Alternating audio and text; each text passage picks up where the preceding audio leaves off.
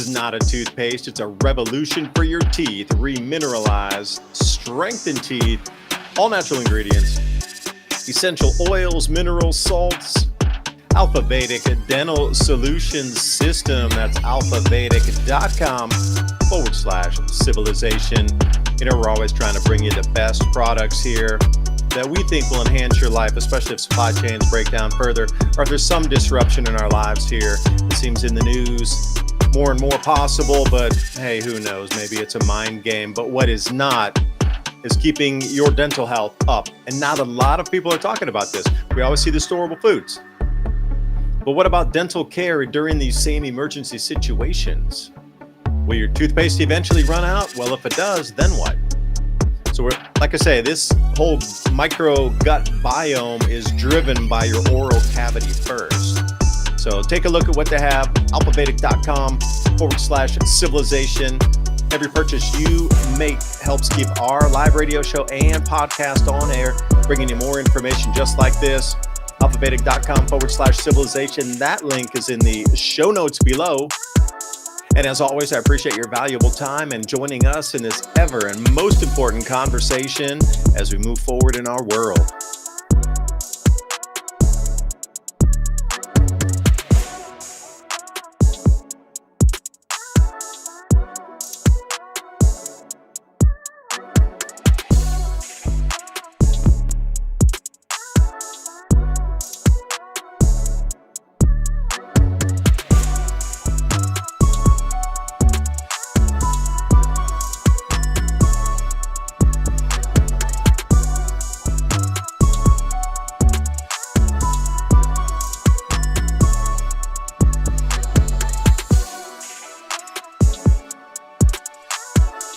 Hey everyone, are you ready to grow your own fresh, delicious vegetables, herbs, and flowers this season?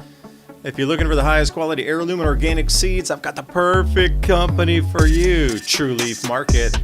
They've been a trusted seed company since 1974, offering 3,000 types of non-GMO varieties, everything from classic heirloom tomatoes and peppers to rare herbs, microgreens, sprouting seeds, and beautiful flowers. All those seeds are open pollinated, pure, and perfect for home gardeners or anyone wanting healthy, flavorful produce without chemicals. What I love the most is their huge selection, fast shipping guarantees, plus options for bulk if you're going big. If you're excited to start your garden this year with real, authentic heirloom and organic seeds, click the link in the description box below.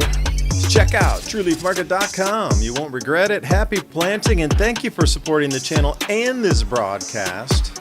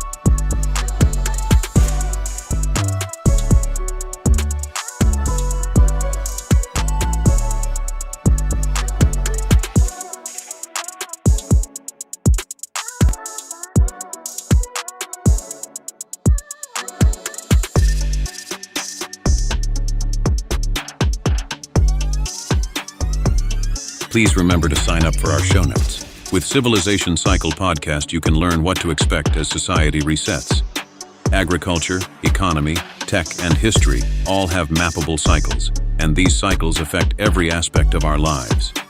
We can navigate the chaos and thrive together with up-to-date news and information. Also, if you like the content we have here on Civilization Cycle, think about fueling the discussions and the show by buying us a coffee at buymeacoffee.com/Civilization Cycle. And thank you for all the support.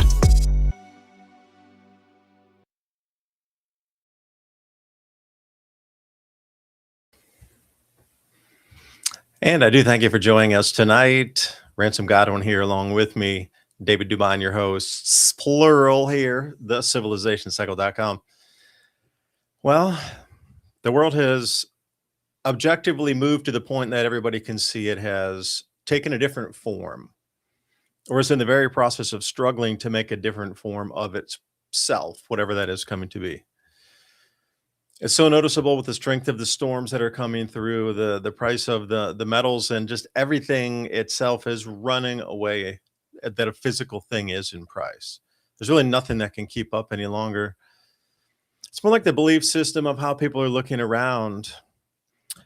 But where's the opportunity in that is the question. Now you could look at anything that's happening worldwide right now, and where's an opportunity that you see in that? You can look at it from that edge of it where the news is feeding, which is great to know, especially when there's ice storms in. Oh, by the way, there's another blizzard coming into the East Coast this weekend here over the 30th, 31st, and also sea effect snow off of Florida. Sea effect snow and 20-degree Fahrenheit wind chill factors all the way down south of Orlando. Way down. It's going to be 27 degrees Fahrenheit in Miami with wind chills down into the low 20s. That's another thing coming in right now. So I don't know. The things we're seeing around us just reflect that there's a larger cycle happening right now.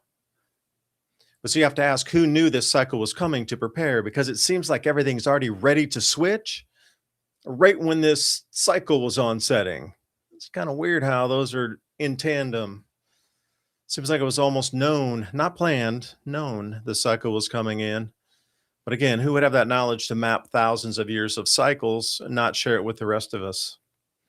Just asking the question. Ransom Godwin with me tonight. Hyperinflation, we wanted to talk about that. I'd sent a couple slides that I just created before the show, looking at just a visual pattern. I don't know if you see the same things I do, but when something is a repetition, maybe it becomes like a pattern, like you're looking at a floor, a mosaic, you can, that tiles are all the same going out, right?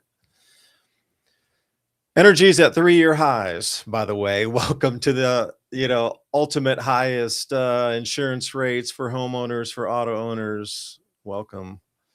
3-year highs for energy, groceries. It just continues on to everything. That's what I'm saying. We're at the end of the system here, and enjoy the ride, everyone. Ransom Godwin just joining us, popping in right there. What up, dude? What's up? Yeah, how long have they been doing these plans? I mean, you were just talking about really how long could it be back there? And this idea is really starting to circulate back into archaeology and stuff. It seems like there have been a group of humans. I'm personally say like 100,000 years at least minimum, but let's just go with 20,000 years. How about that? Or 17,000 years. This new paper out, it's not peer reviewed yet. However, it raises the same argument lots of people have raised about water cycles and how much erosion does it take to tear down, granite and sandstone, diorite, all these different kinds of stones here. And according to this study here, they're saying they're putting the pyramids, which I would say might include farming. I'm just going there. I mean, there's no linkage. I'm adding it myself because I don't see how you could make a monument like this without domesticated animals at least, and food for the people, whether they were working from their own fruition or they were forced to work or whatever the case may be. You still have to feed them, which to me means farming. And yeah, Ransom. Yeah. Well, and it would have to be nutritious, well-balanced foods. Because if you're Right. having the people doing that supposed manual labor, as we're told, chipping all that stone, they'd have to be well-fed, full of calories, a lot of protein in there, and it'd have to be incredibly balanced because they would just be the ultimate carving machine. Right. And that's all really that this is a new argument about the erosion, saying it can't possibly be only 4,600 years old. It must be at least 15,000 years or more. And that's agreed upon by a lot of geologists now. It's not really The only thing really holding this number from going ahead and going to where the evidence says it is a group of Egyptologists and people that write history books. I mean, they don't want to have to rewrite books and know that their books were completely false because they just didn't know. But you were talking about how long it kind of takes for planning to go on.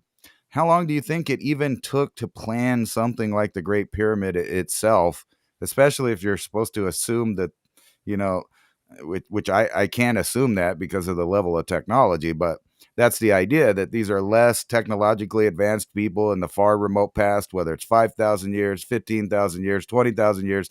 Either way, they would have had to plan it for hundreds of years even before getting started, and it would have took a long time to build it. A lot of food, a lot of manpower, and we're not even claiming that humans were doing much more than scratching their butt and living in caves at 20,000 years ago.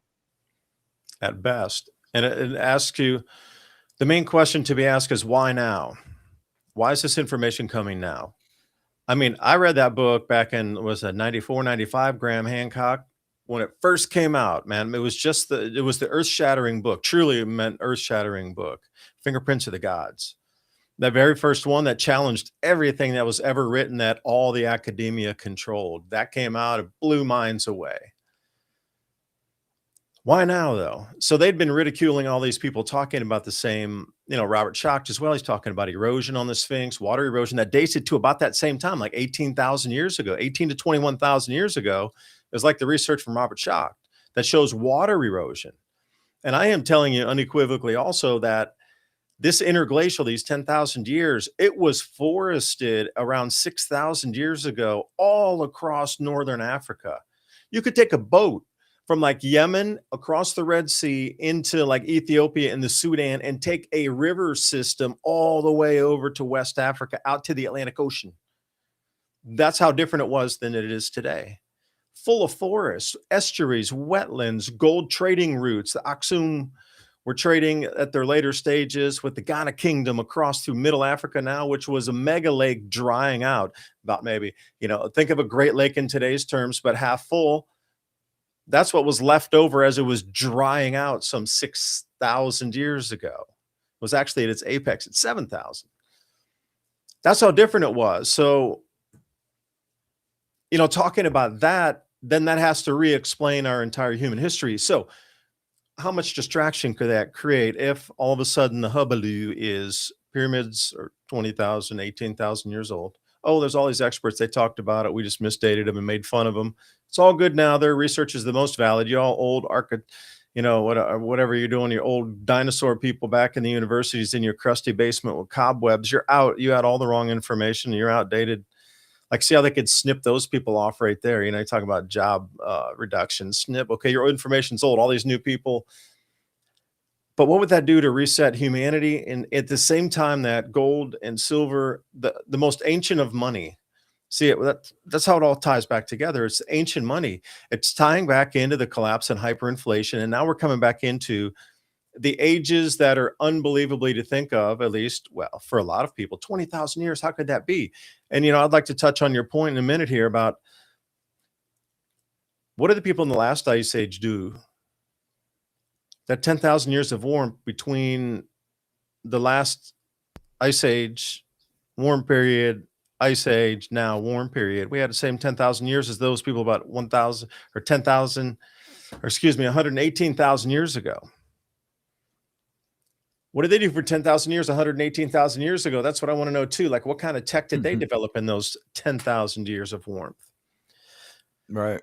It's hard to believe that nobody was doing nothing for periods of thousands of years, right? Impossible. Nope. I mean, Impossible. Everything we know is a lie about history. I'm going to say the research points to that. I mean, I can buy, the standard cataclysm model of being set back. However, obviously, we've never been set back all the way. In other words, each era had leftover knowledge, literature of some form, maybe oral tradition, but they also were taking over some layer of technology, obviously, because at different stages, we seem to have lost that technology, mostly, when you point to the megalithic stuff. And were they dealing with all these same problems? World wars, inflation of their monies and stuff. Do they just recycle this idea until the civilization collapses, start over, introduce new money, a new system, but really it's the old system, and they just ride the cycle again? And they lie about the history. The thing you'd have to do is disappear the history, change the history, so it wouldn't be. You put two and two together pretty quick, right? If you had all the true history, Right. yeah, they have to destroy it, the past, the last of it. So anything that was like 16th century, so like say from the 14 to the say 1700s, all those amazing cathedrals and buildings, they had to destroy every one of them. It took 2 world wars to do it.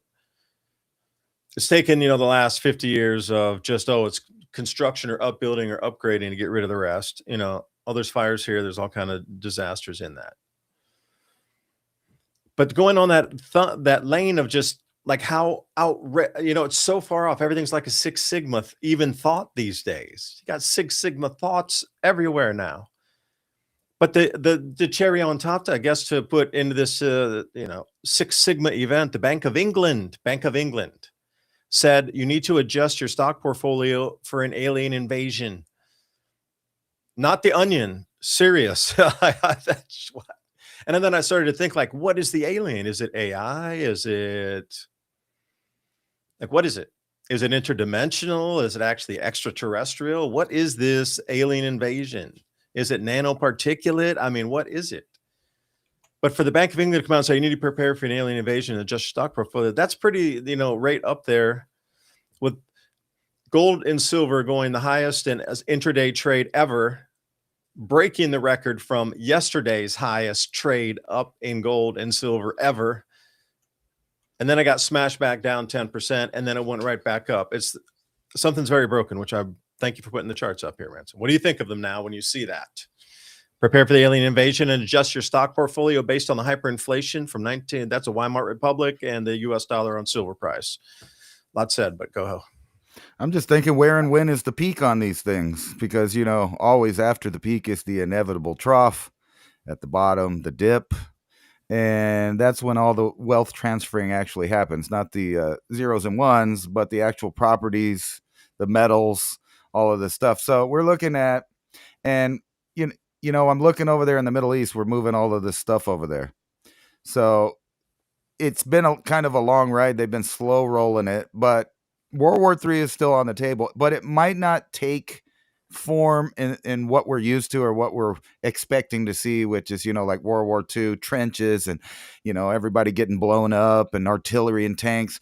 It's not even going to be that kind of thing. They're just going to be massive amounts of small localized skirmishes with AI and drones until they just take property. And then the maps just change slowly. And we're already seeing that. We're going to see, I'm going to say within the end of this summer, no more Cuba, or at least the Cuba thing that's going on there, that's been going on there for decades. That's going to morph into something else. And Iran is going to morph into something else, and that's going to be sooner than later. But this all ties into the transfer of wealth, the oils, the straits, the trade agreements to allow goods to flow by and through the ports. So that's the contracting that's all changing, and it looks like we've basically in some way or another taken Greenland as an asset. So I would say that that's pretty much a done deal. We're putting troops there as we speak. We're going to spread out. We're going to offer business and mining and all kinds of stuff. It's going to look a lot like what we're trying to do in Venezuela as well, which is revamp a new economic system. It's just a question of, will we as middle class or lower class in the terminology of the West be allowed to participate in the economic boom and growth that'll happen after the trough? And I don't think it is, because today, all day, everywhere I looked, I kept seeing the UBI idea. You know what? These AI are so good, you can still get paid. This is the deal they're offering now with the companies. You can just go home. You can still get paid.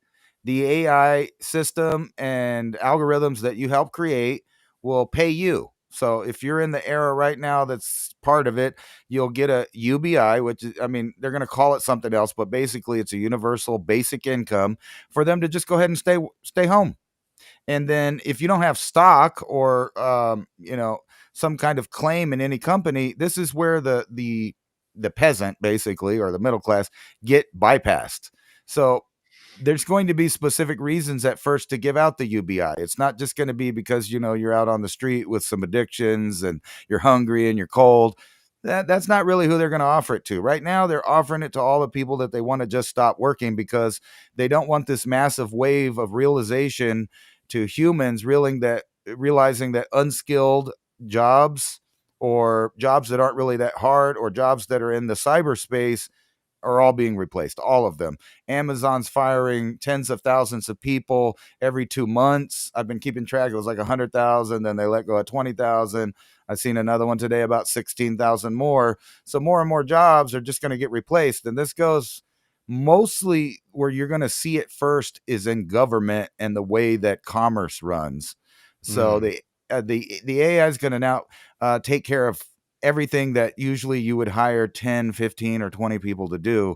It's going to do it. But the problem is it's still faulty and vulnerable. So I don't know how they're going to really sell it on people. So what I think is about to happen is an explosion in brand new trades, brand new skills, and things to get around this AI nightmare. So people are already hungry for it in the entertainment world. It was like a novelty idea. It came out. Now it looks too real, and people are trying to avoid that. They don't want the AI slop. They want to see something real in the world. And more, and let me tell you this story before we get back to the money, because I think it relates. That guy that had an altercation with the ICE and ended it, his life got ended by it. And you may have your opinions one way or another. However, my point is that entire giant propaganda campaigns on both sides of ideas started to manifest, and more than 50% that I've seen is AI. So they're using AI photos. They even doctored the guy's photo on CBS and CNN so he'd look more attractive than the real guy, so you'd have more empathy for him. So that they could, they're literally taking all this science that they gathered during the 90s and early 2000s, from the consumers, from the product buyers, from the viewers, from the all of the little areas in which that they take metadata from to find out how you think. They're now reversing that as a weapon of propaganda. So they know what people think, what's averagely attractive or normal. And if someone doesn't fit that, they just switch the image. And I thought, you know what? They got busted. That's funny. But then 2 or 3 days later, I'm seeing it on all the same AI images that are already a kind of a scandal on the internet are still being broadcast on all the channels. So we're watching I think it was Estrella TV, and they're using these AI photos of people, and those aren't even the people. The video footage wasn't real. So now when they tell you that your dollar's not worth nothing because this thing happened somewhere in the world, and now you're looking at some grainy video of some event that supposedly happened, and they're telling you that this is the reason that we're about to go to war, or they're closing somebody's borders, or that the price of oil or silver or gold or something either skyrocketed or dipped. You can see how the entire thing's an AI run system already. We're already living in it. I think we were even maybe 5 to 10 years behind on even trying to realize what was happening. Yeah, I wonder if we look back 10, 15 years ago, if there's AI stuff that we would recognize as AI now. Back then, some of the things that we looked at that we did, that it's really much more advanced. It's 10, 15 years ahead of us. They're just giving it to us. That'd be interesting for somebody to look back at it. But if I could speak on demand pricing for a second and right into this AI generative, and it goes right into this hyperinflation chart here. This is a great chart to look at. I mean, those are startlingly similar. And I had another one there for you as well. That those two, they're similar. They just have different names on them. That's all. They, yeah, the one has hyperinflation, and then the other one has a black background on it. But look at how quickly it's going up. So, they're not giving me on the green that kind of chart where you could start just 4 years back. It goes all the way back to 1803. But notice that from 1803, there's hardly any inflation in the dollar when we were using sound money. You know. So if this is any indication of what's happening, it's happening everywhere. And I absolutely tell you, it's happening to all metals and minerals and everything. I was looking at like a coin melt value site, and it showed that the penny is now the full copper penny is worth about 4.5, almost 5 cents. And a nickel right now is worth about probably 8 cents, like 7.9 cents, not quite eight. Just because the copper value inside our old coinage. And then everything you look at, the uranium prices are going up. Anything you can think of. And I'm just going to say, what's behind that? The one step behind that is food, because we're at 3-year highs on the energy right now. Energy's going up. It may not be the crude. They're trying to deflect you with the crude oil and the whole Venezuela thing. But who's looking over at the natural gas prices? Like the natural gas prices doubled during this last storm. And everybody's power bills are going to be exceptionally high because they had to go on the open market with like 18 states bidding with no budget for that same electricity so their people don't get put into the dark. And they're going on how many megawatt, 100 megawatt hours we're purchasing out there from the power providers. But the natural gas at that time was twice as expensive for that extra generation. So that's just going to get passed on to you because that's the price they had to pay. Well, it's an inflated price, and that's going to get passed right on to you. So look for giant higher electric bills coming up. January is going to be a shocker for a lot of people because, there was just so much more of the data centers sucking in the electric. But I had a chance to, I went into Walmart and was going to get a bottle of wine because we were going to burn in the backfield because a bunch of trees fell in the storm. We chainsawed a bunch of stuff. We wanted to just burn it through the evening, sit out in the backfield. It's chilly, have some wine, make a roaring fire, just keep throwing, logs and branches and that sort of thing on it. So I went and I was like, all right, I want to get that. And they're like, oh, we need your ID. And I said, okay. And they're like, well, we can't use this ID. And I was, what are you talking about? And they're like, no, yeah, you have to let us scan the back of it because I just hold on to it. It's like, that's a strange thing. Why would I need to do that? Because this is a new thing. They're trying to get the back of your driver's license, like anywhere you go for ID. Like legally, the law is your license is valid. It's not expired. It shows the date of birth. And that's all they need, supposedly, to say you're older than 18, you're older than 21. So anyway, now they're making you scan the back of your driver's license. And Home Depot does this too. They have dynamic pricing as well. Every single company right now is moving to dynamic pricing using AI based on the information they can get off the back of your driver's license. Now, if you didn't know, there's approximately 62 pieces of data encapsulated in those barcode that's on the back of your driver's license. 62, including your blood type. Your last residences anywhere, like all of them, the types of cars that you had, if you had prior registry to that license and to your name and to a VIN number and a license plate, that was all in there too. All of the last cars and all of your last residences. But the thing, I think they firewalled off that information for the general public is like Walmart scanning your ID. Like, oh, that's the last. Anyway, I was like, I already have a piece of, I was like, I already covered that anyway. So like, we can't sell you anything. And I was like, well, I'm not going to buy anything. I'm not going to let you scan the back of my driver's license. So anyway, the reason I knew not to even, and this is distant warning, do not, nobody scans the back of your driver's license. Dynamic pricing gives you the zip code that you live in, and it knows your approximate home value. Now, just based on that one singular piece of data, let alone if you've had prior interaction with the store and you've bought things and they've rung you up once and you used a credit card to attach to that. Now they got your credit, the what you've bought in the store, what you were willing to spend on items, and they know the value of your home if they scan the back of your license. So they're starting to build a financial profile on you. And are you being charged the same at the register when you quickly grab things? It's almost like you need to write everything down on the tag.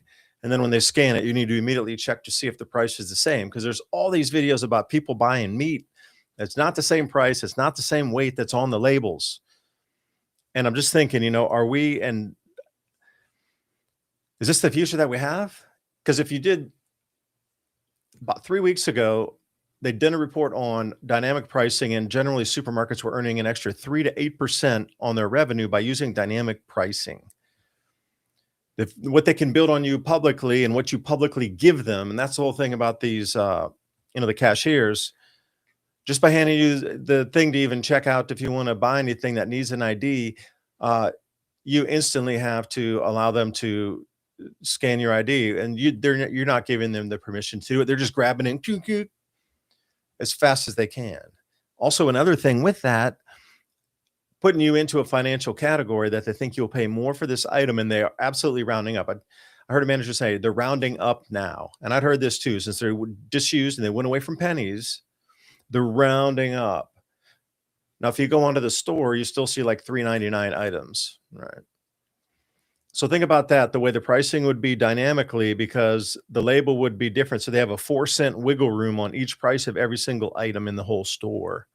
If they're going to round up on you every single one because of your financial profiling, that's how they're making their extra 3 to 8% in the industry.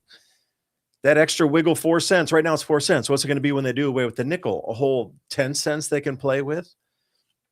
You get charged 10 cents more on every single item that you buy just because you're in a certain financial category that they've tagged you on, because your zip code and your property taxes are associated to that zip code.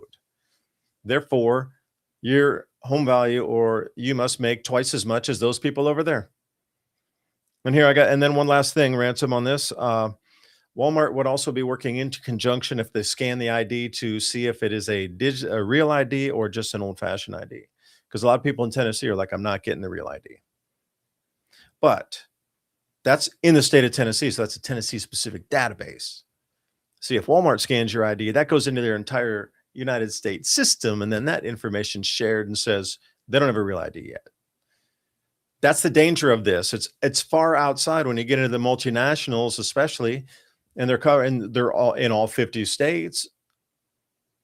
Then that data is shared. Well, one AG will requested that they can get that, or okay, we'll have to open the database. It's in this liberal state of just law liberalness, not even like politics, but just how loose the law can be signed away for something for, I don't know, jurisprudence, one of those things. So when your corporations like Home Depots and Walmarts are scraping your data, we've jumped so far past the shark. Now comes the metals. And you were going to say something, Rance. I'm going to cut you off there. But those are my two things with my Walmart story.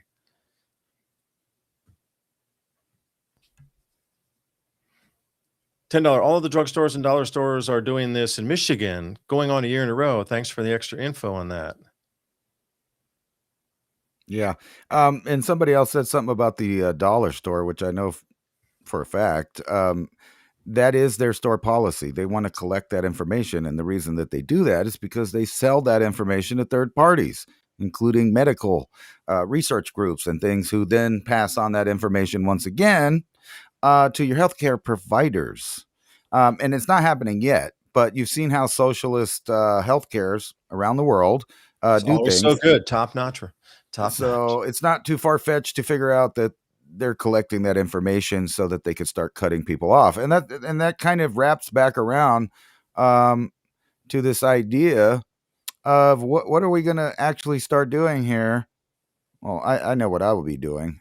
Besides, creating your own food, but how are you going to pay these bills? Yeah. You hit on that. Well, if you're getting AI, you'll never, ever be able to save any money. And that'll put you perpetually in what you talk, that surf class, where you're at the, however many, let's say 100 million people get on that UBI. There's no way for them to save anything. And if that prices ever go off, they take that system away, they literally have no net at all. That's scary, man. And then the other thing was, like, you were talking about, the IDs and scanning it for different prices. I recently went to a mall.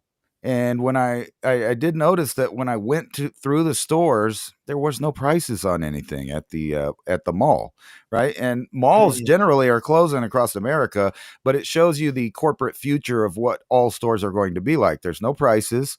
You have to scan things, and if you scan it, that links it to that personal price range that you may be getting. And online shopping too. I mean, they got you even more wired, because if you're using a credit card, you're actually giving your banking details then. And if there's somehow like a third-party API that plugs in, that they share that data, then they could see what your category risk is for the bank. of either lending you and giving you some credit if you're taking on some debt for something, or if there's some way to see if they consider you a preferred client because you always have this much in your bank account. There's always this much. It never deviates. It never goes ever below this much. So you're this category of person. Like, what kind of data can they siphon off of that by knowing your credit card, working with a third party provider, as they call them? Right. And I'm seeing Yeah, this I don't know. I don't have the answer. this universal basic income is going to work into this other idea of having your ID and your medical history and your travel and everything all on this digital bio what do you call it? I already went brain dead there. The biometrics, excuse me. I don't know why I went brain dead, but that'll be all tied in here. And, this whole article talks about how great it is that this lady, she's 27, she gets to stay home. She gets so much money per month now, and she just chooses how to spend it. But what they leave out is what you said right there is you're going to have to choose to spend it on bills. That's what's going to Yeah, that's happen. 1,500 You're going to barely have rent, bills. shit in America anymore. Those things aren't going to go away. They're only going to go up. So you're going to have to increasingly have a reason to have a bigger UBI every month for depending on who you are for your needs, right? But that's not what it's catering to. This is like a snack to trick you into thinking you're going to get a good dinner. This is like the free bread at the table at Olive Garden to fill you up. Where you're going to overspend thinking you're hungry, but you're not here. That's kind of like this, except for the dinner's never going to come at the end. You just get the snack every month. It's just a snack because, like you said, it'll just work out to just how much you need on bills and maybe a little food. And you might be able to buy a trinket off of Amazon, but you're not going to be able to, maybe invest in a portfolio or buy a house or, things like that will actually promote security for your financial future. Those things are going by the wayside because they want you to get used to this. And not only that, watch or, mark my words, you're going to see one of these programs come out and they're going to pitch it like, hey, look, you're not on welfare. You've got a universal basic income. You're not on welfare. This isn't help. This is just, you deserve this. But the problem is obviously 9 billion people can't take this much out of any system and it be worth anything once it's divided by everybody, right? So it's obviously just a snack. It's a bait and switch. So what they're going to do is they're going to offer all this while the jobs disappear. And then one day they're just going to say, well, you know what? Like we have to close the government, which they're about to probably do again in January because we can't pay things. I'm sorry about that, but you can't get your universal basic income for a while here. And then how does that work out when you get back to the realities of weather and things like that? We just had this big storm go through, and guess what? Winter is not done with us. And in fact, people are. It wasn't as bad as it could have been, but it's not over. And then you got Yeah, right here. Let me comment on that for a second. That $1,600 there. Could you go back to that slide? Yeah. Because you have to think about how is that money coming in? Okay, well, the government's selling debt, and then they're just getting money for free, payable 30 years in the future, 20 years in the future, to pay you $1,600 now. But it seems like that's money washing or laundering because that $1,600 will then go to an approved or preferred corporation that then siphons that money back to somehow the Fed, the Treasury, their local politicians, something like this. It's that just continuous circle. But it needs to find its way back into a money house for sure. I mean, if it comes out of a money house, it needs to go back in. All right, so where's this coming from? Who's buying this debt? So $1,600, I would look at that and I would say, okay, so I'm going to get this every month, right? I can get this each month, but I can't have another job. I can only take this and that's it. Well, I don't know what, Well, like they give it to you rules. extra in addition to your job in the beginning for like the first 3-year bonus ransom. You got to get on it. Yeah. And this is actually, I think it was for several years. It was a deal like a, you know what it was like? It was like whenever you get fired and they give you give you a nice severance check to take home. And a nice severance check. I don't know what world you're living in, my friend. No, but that's basically what it is. It's to tie people over so that they don't realize the impact of all the job losses. And then, I was going to connect this right to that food. You saw the shelves go empty in several states because people wait till the last minute and then they think, oh my God, I got to go buy a bunch of food. Everything's going to be closed and all that. And I was just kind of, So wait, you know, let me go back to the $1,600. I was trying to formulate a thought here. Like, I would use that 1,600 to make money. yeah, right. So I'm looking at, so I have a farm here. So I look at that, go $1,600. All right, how much would you pay somebody to come out and help you with just general farm work? Nothing super specific. We plant here. We need to dig this up. We need to put the poles in. We need to chainsaw, and this thing goes in the truck. We need to move the rocks, whatever. Like 16. How much would you think per hour on just a regular farm work like that? Something.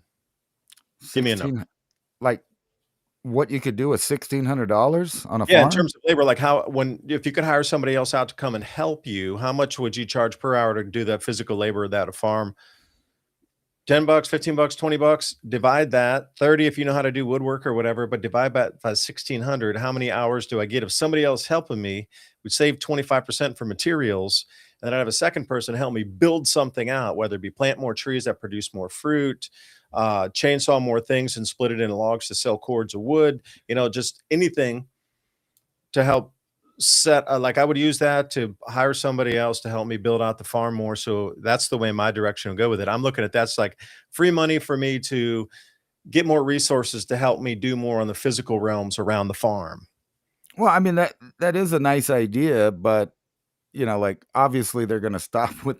It's not going to be an open-ended payment. It's just going to be a trick. But with $1,600, I'm sure you could get one employee just, you know, $12, $13 an hour to get 80 hours out of them before you had to do that again. I don't know about 80. That's a bit much, man. Like, I Well, mean, let's say that they got, 5 hours a day, well, 5 or say 6 hours a day max. $6 a day.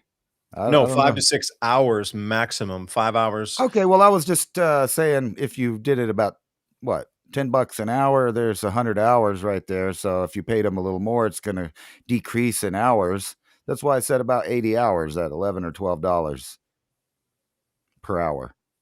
And then Hmm. they're going to stand around looking at their phone and That's waiting why on you their. need to be there with them. I found that when I hire people, I absolutely need to be with them. That's the whole point, though, is I want to do that, but it's going to take me 4 times longer just by myself or just one other person helping me, and then versus I know, getting but somebody out sometimes there and directing I them along. I know what I'm doing. All right, help me lift this. Okay, this bitch, you know. I've always found that never works out. The one guy that you get that doesn't know what you're doing and you have to explain everything every time. It ends up being that you're paying yourself to babysit someone else instead of them doing their own thing and you doing your own thing. You end up doing their thing because they don't know how to do it. So That's you're why you just try to get people who know how to do things first. That's the whole point of having a skill. I would hire somebody with a skill like you just said. That's perfect. You have a I skill know, and you understand how to do. I will hire you so much faster. You make your head spin. I don't but want they're to not waste the gonna. time doing exactly what you said. Training somebody how to do. You don't even know how to like run a That's the chainsaw. You're problem, supposed to be right? running a saw and helping clean up the forest, but it's the first time you've seen a chainsaw. Like, no, I want somebody who's already sawed. You know what I mean? Knows what a log ox is. Knows how to leverage something. Like leverage, Eh, literally leverage. Now, Like, okay, now that you're log only only can talking. Now you're only talking 20 or 30 hours a month now if you got that person that knows how to do things. yeah, they cost more money, wouldn't they? Yeah.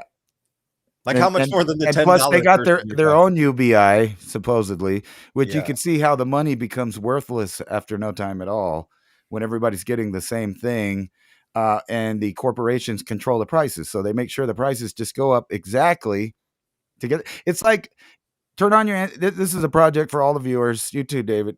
Hook up your antenna, watch the local TV, and then count out how many things that they're asking for money because they have a formula that they figure you have at least $20 a month you could give to them, whether it's cancer, the veterans, the puppies and kittens. It doesn't matter. It'll be 63 cents a day.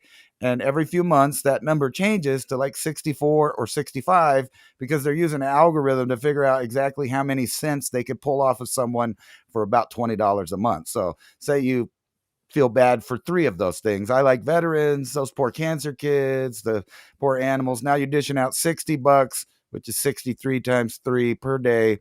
And then they're going to round it up, like you were saying before.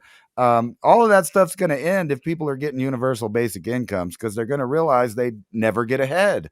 Nothing ever changes.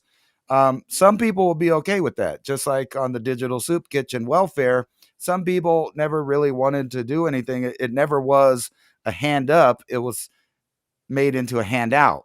and that never works. So that's why I was saying we're about to have a renaissance, I think.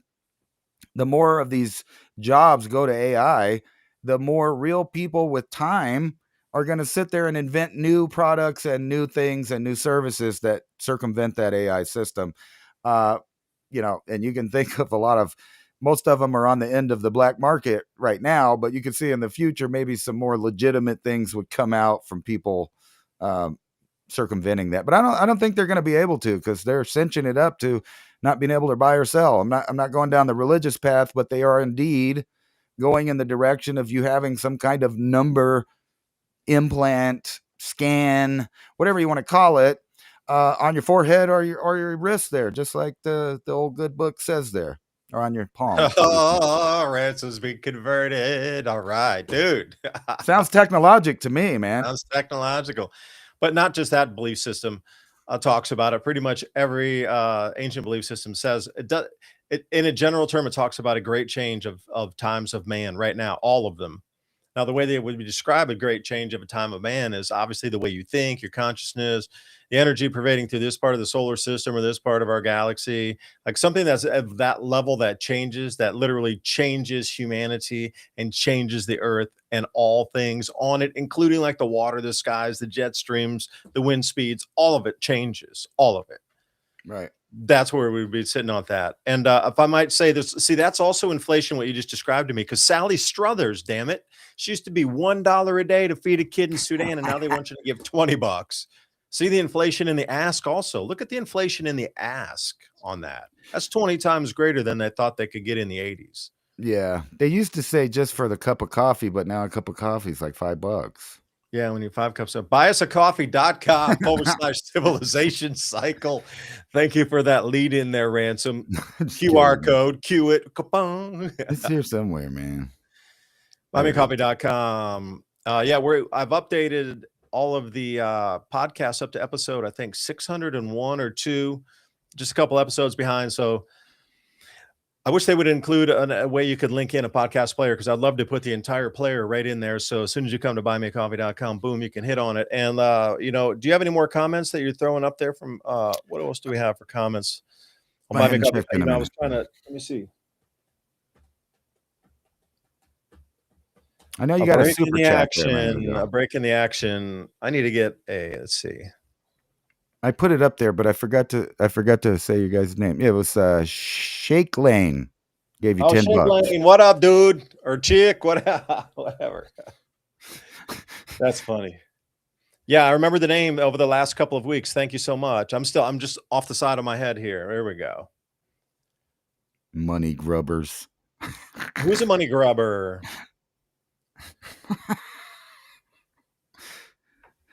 I'm not a good grubber. No, we don't grub, man. We actually give you value. Do you think we're sitting here talking about these things and not a lot of people are talking about to try to connect them into dots, and that's valueless? You time grabber. Time grabber. You want us to work for free and get nothing out of it except just entertain you? What, do you want me to start juggling? Come on. The Victor's Right history book. So keep getting the real truth out there. Thank you, William Hooper. Bought us 5 double espressos. So true. Oh, wow. Thanks. Thank you for that comment. Yeah. Getting the truth out is costly. Like you look at all these other YouTube channels and all the social media that is really making millions of dollars doing the exact same thing we're doing with just a different message, because they're more about the entertainment side of it versus the truth side of it. And the closer you get to the truth, the more strangled you get. So be thankful that you're on here, because, well, I tried to juggle, but I can only do one thing. Yeah, I know. Light them on fire. I want to see snowball juggling with, like, I don't know, jet fuel christened nanoparticulate snow polymer balls on fire in your hands juggling. Oh God, don't get me started on the non-melting snow, man. Oh, don't get me. Yeah, tell me about the non-melting snow. I saw a video of that and I was like, really? Okay, no, I do have a blowtorch and I'm going to get it out. It's just for melting metal, because a lot of times on a farm, a lot of things twist and that you can't undo that metal. You know how many you go through bottles of those the whole season, because when you run into things, it bends metal. And if you can do that, that's another skill to even know how to use a torch. to heat up a piece of metal and then How use come a they? small I sledge, know, depending but on what shape it is, and then get your metal bang back out again. how Like come even these people doing that don't, simple stuff. put the snow in a cup, weigh it, let it melt in a bag or a balloon? It's all there, and they don't get the idea that it doesn't have to transition to water before it becomes vapor. That's called sublimation, everybody. Yeah, Sublimation. sublimation. That's right. It goes It directly is. into a gas. You don't see it, but I guarantee you, it's going to melt. It is Happens in snow. the Arctic too, like the Arctic ice, like north of Greenland when it gets really cold. That cold goes straight from wind, ice, right up to gas. There's no middle bit in there. That happens in the Arctic all the time, every year, always. That's an ongoing process of erosion. Speaking of the pyramids at 20,000 years old, they were doing they found the capstones, so they were measuring that versus what was under it. The capstones had been removed long ago. So there's still areas where the capstones are on. So they were trying to measure the water erosion on the bigger blocks compared to the capstones because that area was like left open that they could measure it, and that's how they determined what the age of that was very similar. You guys better get ready over there on the East Coast there. Get ready on the East Coast. Another bomb cyclone is coming. In decades. It's always decades or 100 years now. It's Yeah. not like, hey, this is the biggest snowstorm since last year. Well, at least they're telling people to prepare for record cold coming again. Now you got to get this. There's going to be what they call sea effect snow. Now I've heard of this term before because Japan gets sea effect snow in the Yellow Sea. Like it's really Japan, like in the Great Lakes. If you're living in a snow belt in Great Lakes, Japan on the west side, closer to Korea, in that Yellow Sea, the prevailing winds come over the Yellow Sea and blow into Japan on the west side of their island chain. And Cold. it's really wet, and it collides with that Arctic air from the Kamchatka Peninsula, Russian region, and they get sea effect snow like multiple times a year, multiple times. But they're way up at like 50 north. You're going to get sea effect snow in Florida at like 26 north. Tell me something's not the same, didn't change. Come on. We even got snow here in the desert where I live. We got about 4 inches. Let me make this a little smaller. I want to read that article. What does that say exactly there? Let's see. Thousands of commuters left stranded in U.S. city suspends major transit service with rivers frozen ahead of a bomb cyclone. Yeah. New York. Don't trust the government. They're not going to help you. New York. Where is this? Which U.S. city? I'm enthralled. I'm nervous. I need to know the answer. I'll scroll. I'll sign up for it just so I can know the answer. Staten Island, man. It's the Staten Island Staten ferry. Island. Is it really? Oh, look how much river ice that is. Okay. Now, to be that cold, to have that much river ice, yeah. Do you know how much traffic there is on the river there anyway, just in New York City, like the ferries, the commercial traffic, the large carriers? I mean, just there's cruise ships. There's like shitloads of stuff all the time. Tugboats, man. It is chock-a-block full of floating craft breaking the ice continuously, going up and down, especially around that area. And if it's iced in that much, I mean, damn, that's got to be really, really cold. I mean, really cold, like record cold. Yeah. It's And the only reason that's staying cyclone. unblocked like that is because, look, you can see the ship track right back there, the way the ships. The only reason that's not completely frozen, or no, go to that previous one up that you had the tourists there that were looking out the back of the boat. Just scroll up the page. No, I got a freeze out session here.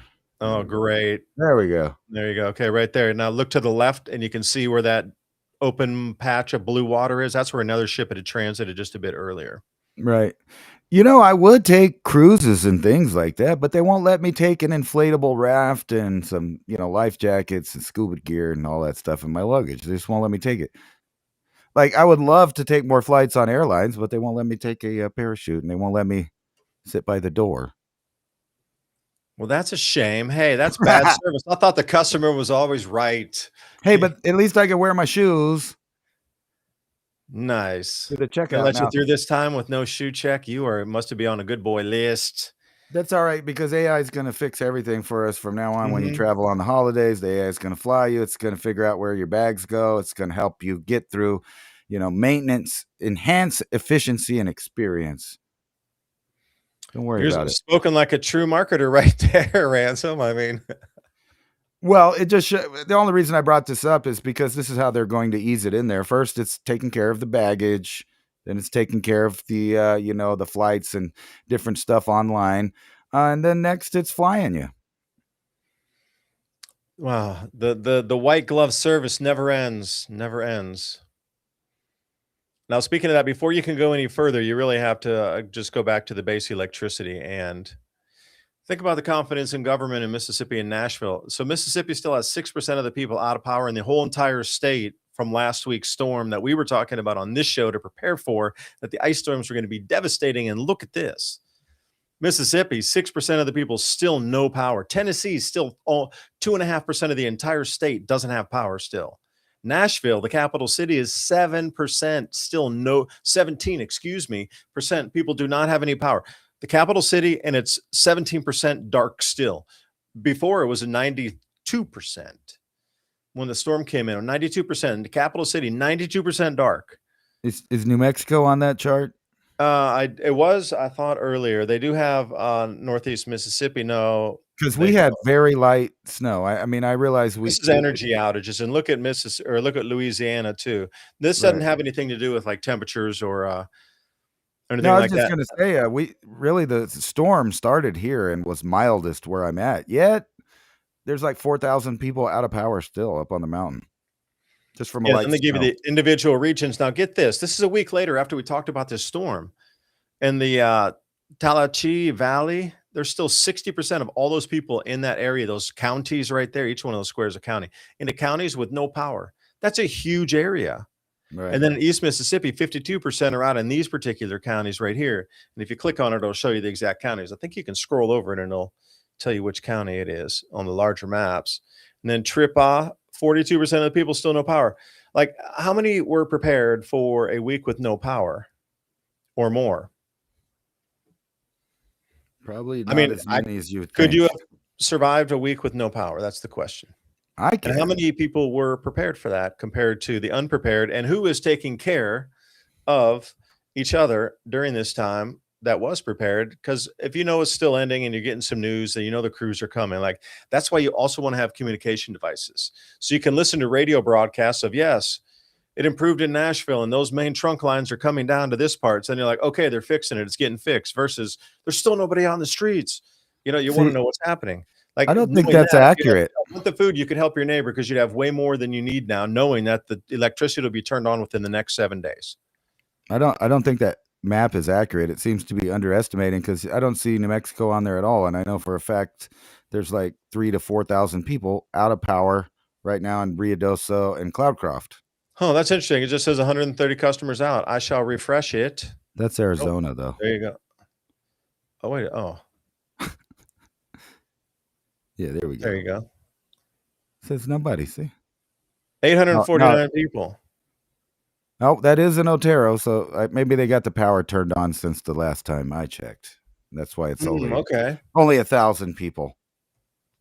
But what's funny Yeah, about because that weren't is you saying that they were having trouble coming up and down this eastern area, or the eastern part here, where you're saying they were trying to run over the mountains with natural gas pipelines, and it got really, really cold, yeah, and they struggled with pressures coming over to mountains. Is that right?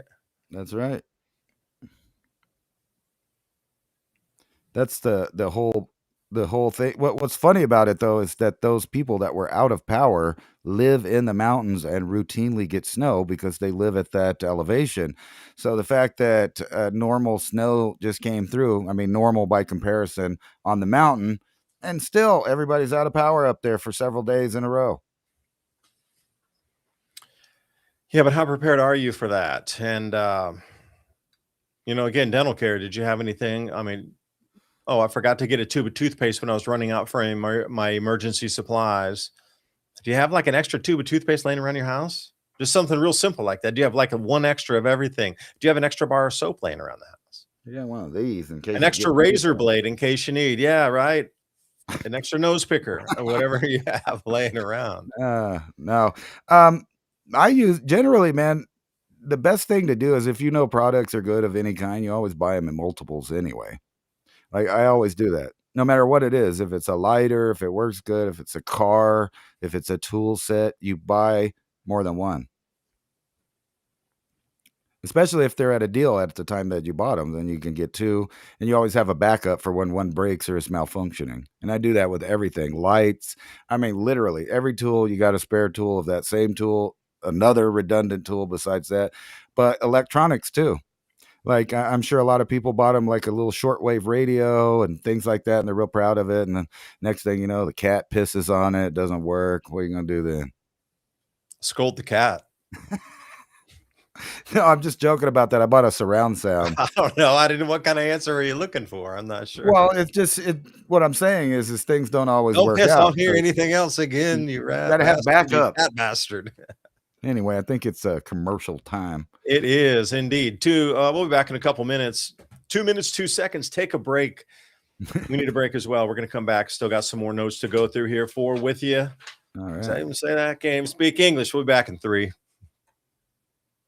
The gift of stress relief. Rest well, wake clear-headed, melatonin-free sleep snacks. Master herbalist building and combining CBD, CBDN, functional mushrooms, other sleep-enhancing botanicals with an impeccable balance. One of the greatest natural sleep aids currently available. How about CBD topicals? Full spectrum has benefits for inflammation and soreness on your skin. Body balms and body creams, what better gift to give relief? Please support Hemp Lucid, because by supporting Hemp Lucid, you are supporting us at the Civilization Cycle podcast, and you're actually supporting your health and yourself. Click on that link in the description box below the video, or tell them that the Civilization Cycle guys sent products you love. The 72-hour emergency food kit from My Patriot Supply. Not only emergency food, but camping food, and you can prepare that through the week as well. 20 delicious just add water meals. Think about creamy mac and cheese, hearty chili, sweet oatmeal. 2,000 calories a day. You need the calories. You're going to need to think and move. And the mashed potatoes, easier to make than oats, and you can add your own flavors. Goes with anything. For less than a couple of takeout meals at a fast food restaurant, get real peace of mind. And a real question to ask, how long could your family eat without leaving home? My Patriot Supply, click on that link in the description box below. It helps the channel. Truth is hard to say and hard to hear. Most people choose silence. We choose to speak. Your support of our sponsor keeps the Civilization Cycle podcast on air and giving us the courage to keep digging. That link's in the description box. We've been told that tooth decay and gum disease are inevitable. But what if they're not? What if everything you've been taught about invasive treatments to restore your smile was a myth? As a bio-trained physician and herbalist with over 40 years experience, I'm well aware that teeth are living tissues that connect to every other part of the body. Your overall health starts in your mouth. This is why I've created nature's perfect formula to remineralize the teeth and heal the gums. Using a blend of powerful ancient oils and minerals, along with the latest and cutting-edge herbal technologies, I formulated the ultimate natural tooth serum to ensure a bright smile and healthy gums. This is not a toothpaste. It's a revolution for your teeth. Remineralize, strengthen teeth, all natural ingredients, essential oils, minerals, salts, Alpha Vedic Dental Solutions System. That's alphavedic.com/civilization. You know, we're always trying to bring you the best products here that we think will enhance your life, especially if supply chains break down further, or if there's some disruption in our lives here. It seems in the news more and more possible, but hey, who knows? Maybe it's a mind game. But what is not is keeping your dental health up. And not a lot of people are talking about this. We always see the storable foods. But what about dental care during these same emergency situations? Will your toothpaste eventually run out? Well, if it does, then what? So like I say, this whole micro gut biome is driven by your oral cavity first. So take a look at what they have, alphavedic.com/civilization. Every purchase you make helps keep our live radio show and podcast on air, bringing you more information just like this. alphavedic.com/civilization. That link is in the show notes below. And as always, I appreciate your valuable time and joining us in this ever and most important conversation as we move forward in our world. Please remember to sign up for our show notes. With Civilization Cycle podcast, you can learn what to expect as society resets. Agriculture, economy, tech, and history all have mappable cycles, and these cycles affect every aspect of our lives. We can navigate the chaos and thrive together with up-to-date news and information. Also, if you like the content we have here on Civilization Cycle, think about fueling the discussions and the show by buying us a coffee at buymeacoffee.com/Civilization Cycle. And thank you for all the support.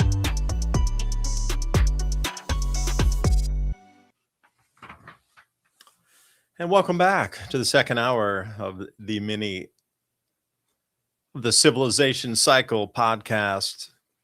You can check that out at civilizationcycle.com. I was in the book, I was kind of flipping through, looking to see how to start. So, we're going to cover the storm a little bit, the inbound storm here for Florida, but I also, at the same time, since we're switching in the months here, farm animals. So, you got to think about people getting more resilient on, the storm maybe woke a lot of people up. The financial things waking a lot of people up. You can't have a hyperinflated exactly mirroring Weimar Republic silver price and gold price and not think that there might be something there. So coming into, and I'm just as a question to start the hour with here. Thank you for rejoining us, and please support our sponsors. They support us. We bring you this information every single week. But ask yourself this question: are you able to do these tasks? This is just what you need to do in a whole month of time. So the farm animals, you need to change all the bedding out. So if you have hay or straw, or you've cut your own grasses, you need to rotate that out because they need fresh hay, along if you have any dolomite, lime, or rock phosphate, something like that, rock dusts, maybe some diatomaceous clay to throw in there. Help them through the winter because they can't really take as many showers. They can't wash and bathe themselves. Egg production is up. April to May is the best egg production. But again, it's all about, checking in the coops and getting everything, making sure there's no like soiled like bedding inside anywhere the coops. And then you need to, if you have deworm cattle and goats and horses at this time, if you have any bees, you need to go and do some beehive maintenance. And also it's time to work on the greenhouse and the hoop houses. And again, you also need to trim and prune right now, a good time for pruning of your fruit trees. Like right here, if you're going to do any fruit tree pruning. And this book is from a local author just over in North Carolina. So it's a farm and gardening guide. No, I'm not selling the book. Nantahala Farms and Garden, shout out.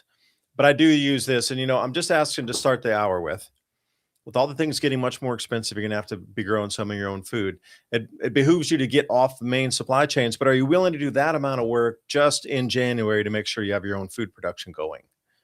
And if you said no, then you might have to change your mind a little bit. It sounds like a lot, and there's 15 things to do. There are, but if you do one a day for 2 hours or one a day for 1.5 hours or something, a daily task, you could have some of your own food production. But if you can't, you can't. And that includes, taking care of everything that you have around your property that produces food, including trees and animals.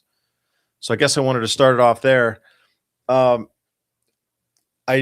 was jumping over to X, but yeah, Ransom, welcome back to the second hour. Let me dive in. I want to get on the weather forecast here showing the sea effect snows coming off of Florida, some of the low temperatures. We're going to run through a few of my favorite forecasters that I look at around X. So let me cue that up, Ransom, and then take us back in. And are you willing to do that much just in January so you could have your own food production? I guess it's a random question, but yeah, and you kind of make like that much. I don't know. I don't think it's that much actually. It's minimal effort is what I call it. Like right now, you could just walk around outside and you just set things out, certain seeds like peppers and different things. And by spring comes, that work has already been done. It just pops up there. I mean, it's wonderful. What happened to you? Oh. Let's see here.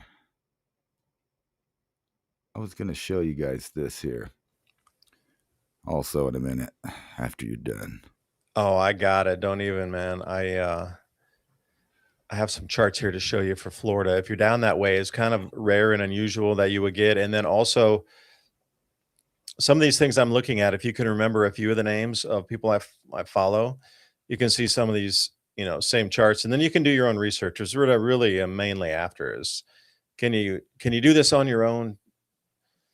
Because if you know how to do it on your own, then you can share this with others, and then you're way more resilient and way more ready for any of these emergencies because you can see this stuff like 5 days out, right? News only gives you 1 or 2 days out, but you can see this literally like a crystal ball, not 3 to 5 days further out than a lot of the weather forecasters are going to go. Like right now, this is for the 1st of February. So maybe tomorrow the weather in Florida will start to say, hey, there's freeze warnings coming in. Wind chills are going to be hanging near near single digits. Are you ready for that in Florida? Because this is the wind chill that you're looking at here. So if you get down into southern Georgia, you get about 8 Fahrenheit on the wind chill. But if you come down somewhere, let's say like Central Florida, Orlando, for example, because that's easy, everybody knows that one.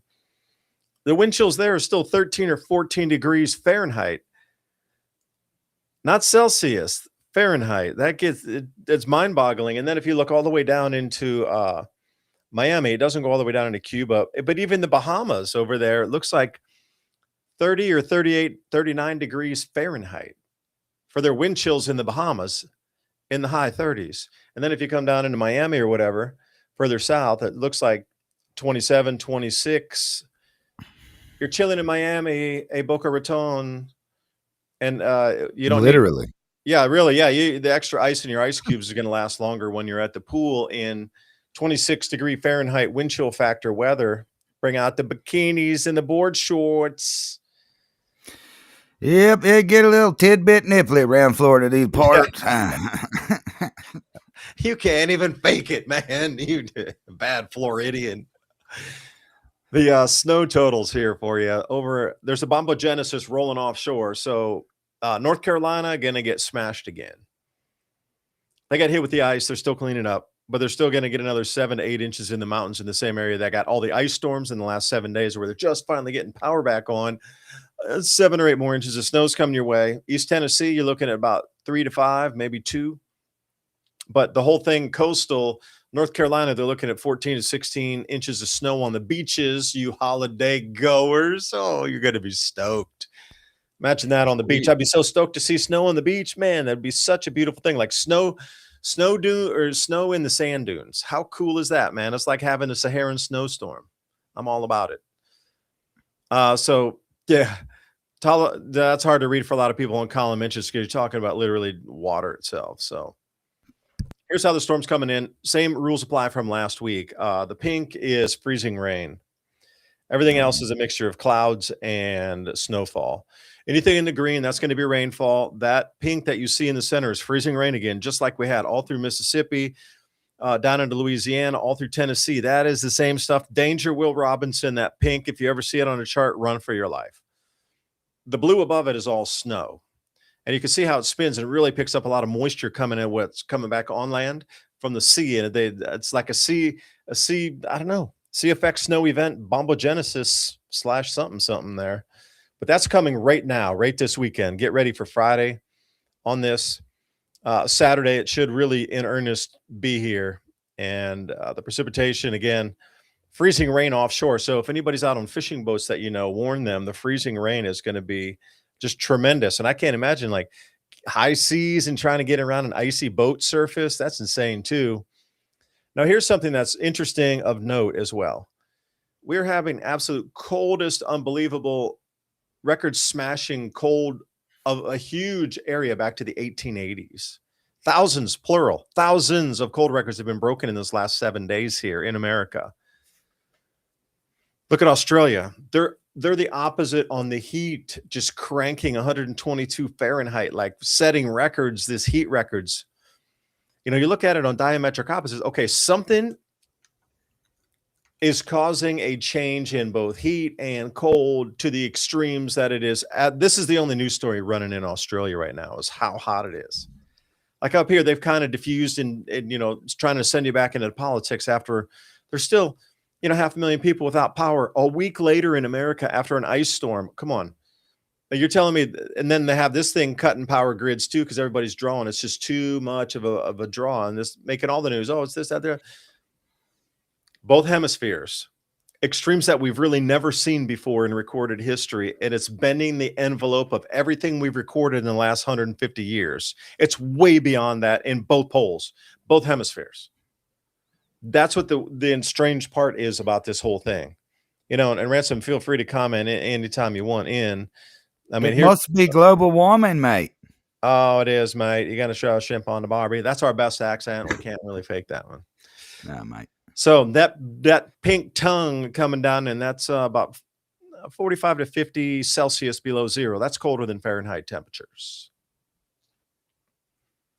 And it's 500 millibar, though, so it's not exactly ground level. You got to go up, but 3,000 feet. No, 500, excuse me, 15,000 feet. But still, the temperatures on the ground are going to reflect that as well. So when you're looking at different temps on that, going to get really chilly in the southeast once again. So let me bring you up to this guy, Ben Knoll. I like his stuff too. He's a weather forecaster. He does some stuff with Washington Compost, I believe. So let me throw this here. You got great charts, though. So your possible flurries and Gulf of America effect snow is coming in from west to east. And like I say, Tampa's going to get buried up in this snow, and then it could snow as far south, coming down past Orlando. And we're getting the freeze warnings, like the hard freeze warnings in Miami. Then when you're going over to Freeport, remember we looked at the map, the wind chill there is going to be 38 degrees Fahrenheit for the wind chills across the Bahamas. So these aren't normal statements. Like if I read this to you, you'd think I'm in a science fiction movie, like Day After Tomorrow stuff. This is the actual forecast coming up on February 2nd. Like we're not going to have another broadcast before this happens, but it's just a few days away. So please prepare for it, because further north, it's going to be even colder. Right. Like we smashed thousands of cold records this last week, but this cold that's coming now is going to break thousands of those records that were just set as 150-year records. That's insane too in itself. Put that in perspective. Every record we broke last week is going to get broken again this storm, because it's going to be colder than that. That's insane. And, there's really no other words to use except insanity. Like if you haven't woken up and seen, or your friends or family or people around you haven't seen that this is just off the hook, things that are not ever really spoken of before. No, I think this is maybe that'll kill off all the invasive species they have there. I would hope so, man. But, here we go. I'm going to run the model for you. Let me make this widescreen. All right, so here's the model coming through. It'll take you through the 29th, the next view. So you can see how that cold spell just came through on the 20th or so, but what's coming next looks even larger. So let run model run. Okay, what we just got was that last cold boost right there, and then look what's coming next. It's going to go so much further south. I kid you not, Ransom. They could get cold way down in Yucatan and like below freezing wind chills in the Yucatan just so easy, in Guatemala too, like that crazy. Honduras down there too. I was going to bring that up, that this last year I've been seeing a lot of the weather models with both the heat and the cold. They wrap right around that Gulf of America there to the Yucatan Peninsula. And man, I've been there. It's like 80, 85 degrees, sometimes hotter in December and January there, the last time I went. So they usually do not cool off. So this 30-degree and below temperatures that keep popping up. I sent you a slide the other day that was showing right around the curve of the Gulf down there, and they were enjoying some freezing temperatures there. That's become a normal thing lately. Here, I got you a couple more charts while you're doing that. Yeah, it is. And this is also another weather forecaster that I follow. His name is Big Joe Bastarde. He used to be a coach up at Penn State, I think it was, for wrestling. Super well-known up there. But a meteorologist, but he was into wrestling and into the meteorologist. He was cool crowd, both kind. So this is where the snow is, where they're expecting piles up of snow. And I get this, 5 inches of snow or so. 5 inches of snow in Florida coming. Just again, that just say that with a straight face and a weather for Florida. Buckle up. You got 5 inches of snow on the way. Sea effect snow, and you're below freezing temperatures. And the final calculations here, yeah, all the way really south toward Miami. Everything south of that is going to be in the high 20s, and that is ground temperature. That's why in northern Florida, your wind chills are going to be single digits or right around 10 or 12 degrees Fahrenheit, single digit below that, 5-degree, 8-degree Fahrenheit wind chills. North Florida, Panhandle, and also coastal. But when you get central there around Orlando and that sort of area, and then you got the snow is going to be piling in there too, west side. Damn, that's crazy. I mean, some of these, imagery. Okay, here we go. This is the southern Florida look here. I want to see if I got it next on the Damn. screen. Oh, there you go. At 29 degrees over there. Yeah. 28. Wow.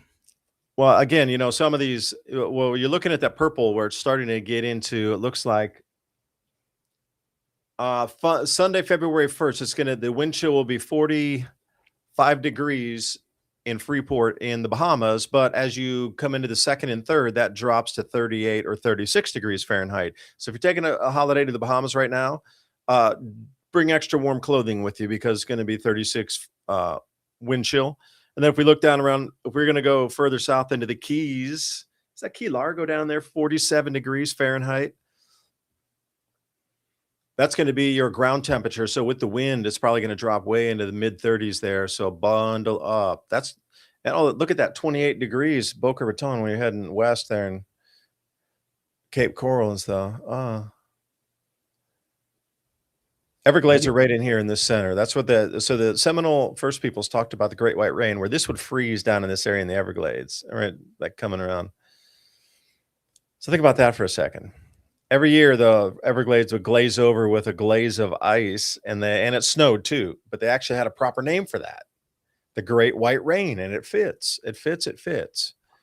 I'm wondering, my ADD kicked in, and I was thinking of what Here's your snow. botanists would have to. What do you think botanists would have to say about continued freezing temperatures that would happen down there in the Yucatan? Because none of those plants, none of them, they're all jungle plants. So. Yep. I don't know because they're not used to getting to those temperatures during winter. They would stay like I said, I've been over there in that area of the Yucatan, and it's usually 85 to 90 degrees in December and January. It's warm. It's hot. It's humid. And I was thinking, wow, I didn't want to be there in July. You know what I mean? But it's everything there is that weird jungle plants that don't need soil. So there's really no like farmland because there's not much soil. So what are they going to do when those plants start dying off from repeated freezes? They're going to be damaged on the top leaves. So the top leaves will be the shading first on this first round of cold. That'll burn and die off. Now, if the farmers take all those leaves off, then they leave a second exposed layer that can get burnt from the cold. But just naturally out in the forest, they're going to get burnt, start to shrivel up, and then they're going to cover that next layer down. Just maybe that's a defensive mechanism of just plants in general. If you get your whole top of your tree burned off from cold, it's just going to collapse onto the lower layer as insulation, so the cold can't touch the next leaves.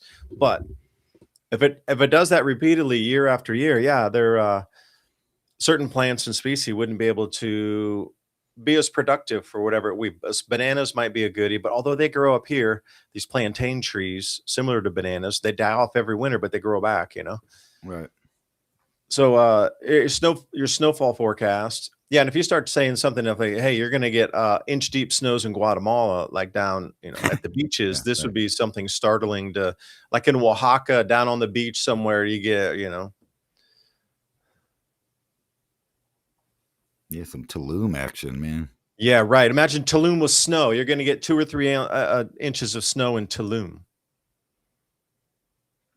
Puerto Escondido on the beach, you're going to get like 3 inches of snow. That you would call me insane. There's a super chat for you. Let me see what we got here. Thank you for the kind donation. If this is our winter, what should we expect in the spring and summer months this year? Flooding. Yeah, lots because of a big snowpack. And then last program, I showed you from the Rutgers Ice Lab that there is less snow in the spring and less snow in the fall, but it seems to be more centered in the middle of winter. So coming out in spring, it really did show that it was decreasing in snow every year. But that could radically flip, like the silver price went straight up. We could have a bar that just comes straight out of there, like a very unusual spring, but generally it shows less snow, which makes me happy. Less snow, good. Coming into the spring, you can clean up faster. And the summer would probably be a scorcher, just like it is down south in Australia right now. I think we've rolled over to the moment of extremes where it's going to be heat and cold, both to the extreme. Like imagine as extreme as it is, like in the Southeast US, if you've never experienced this kind of cold, it's chilly. But then also on the heat side, it's going to be so hot you literally can't breathe, even though you're used to the heat and you're used to stuff being, hot, muggy Southeast, but it'll be so hot where you literally go, it's never been that hot before. And you'll physically notice it. You won't even have to have a newscaster tell you. It'll feel like you're cooked in a microwave oven and you're breathing superheated steam. Like that kind of summer. At what point will people wake up and notice that we're into the extremes and hyperinflating away the actual base of the monetary system, which is it's money, gold and silver. Everything else priced against that is running away into hyperinflation right now. So with every metal that you can name in the dictionary going up leaps and bounds, including uranium, up and up and up and everything up and up, at what point do you think food will follow that? Is my question, because everything is following. Bitcoin's going to follow. All the extra money that's going to get pumped into the system to save it from failing, all that's going somewhere. So everything else is running everything. Like you can't buy a metal to put your hand on anywhere. There's nothing left of metals. It's so expensive and scarce now. Everything is following it in turn. Now, whether it's Bitcoin next or whether it is wheat next or whatever, all things shall follow the same trajectory based on this fiat priced against gold and silver. So again, that's something to look for this summer. It's maybe not weather related, but it's something that fits.